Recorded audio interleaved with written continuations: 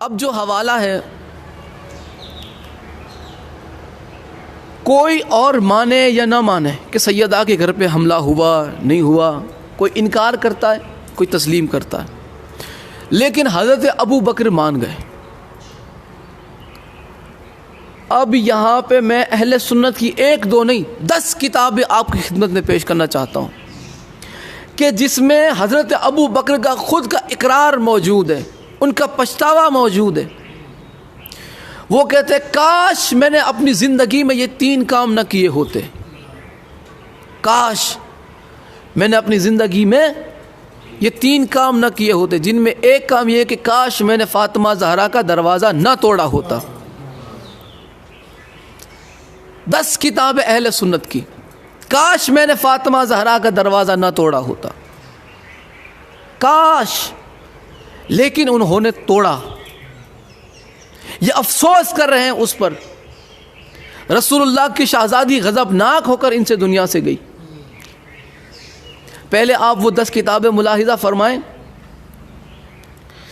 पहली किताब है तारीख़ तबरी, जिल्द 2 सफ़ा नंबर 205।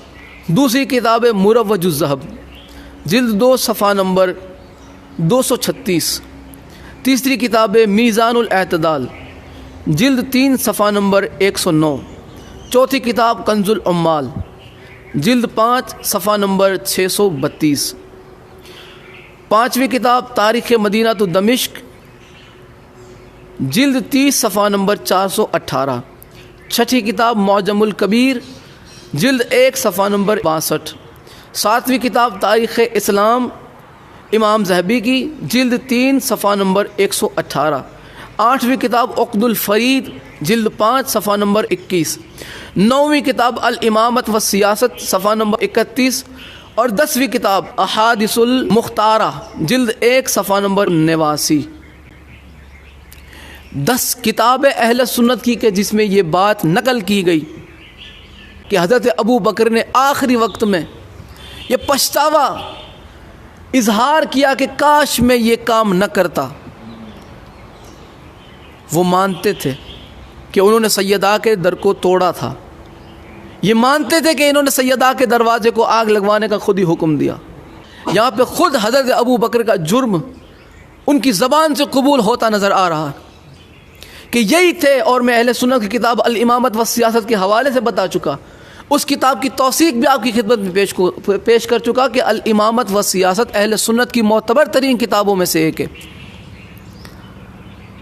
अब हमारा किसी को मनवाने का कोई शौक़ नहीं कि तुम मान जाओ, तुम्हें तुम्हारी अम्मा की कसम, तुम्हारे अकीदे की कसम, नहीं मानते ना मानो। तुम कौन सी हमारी कब्र में आओगे या हम कौन सी तुम्हारी कब्र में आने वाले। हमारी कब्र में भी अहले बैत आने वाले हैं, आपकी कब्र में भी अहले बैत आने वाले। आप वो अमाल जमा कीजिए कि जिसके एवज़ आप अहले बैत की बारगाह में मुँह दिखा सके। हम वो कर रहे हैं कि जिसकी वजह से हम अहले बैत की बारगाह में मुँह दिखा पाएँ। अहले बैत का हक जुटला के तुम बारगाह रसूल खुदा में खड़े रह पाओगे? किस मुंह से खड़े रहोगे रसूलुल्लाह की बारगाह में? क्या मुंह दिखाओगे? हमें आपका तो नहीं पता, हमें हमारी आखिरत की फ़िक्र है।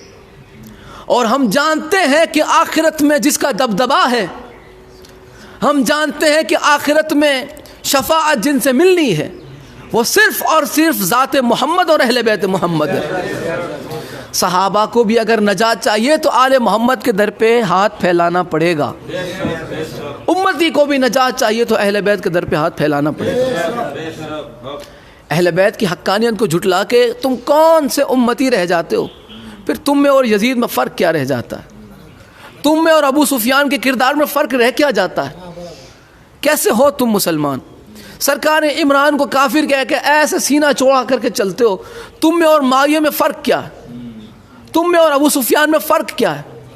तुम्हारे इस्लाम से इस्लाम को फ़ायदा क्या हुआ? तुम्हारे मुसलमान होने से इस्लाम को फ़ायदा क्या हुआ जबकि तुम सरकार इमरान को काफिर मानते हो? कौन सा फ़ायदा पहुँचाते हो तुम इस्लाम को? ऐसे मुसलमानों से इस्लाम के खुल्ले दुश्मन अच्छे हैं। ये आस्तीन के सांप है। जिस तरह इस ज़माने में इस दौर में आस्तीन के सांप है, वैसे ही उस दौर में भी आस्तीन के सांप थे कि जिन्हें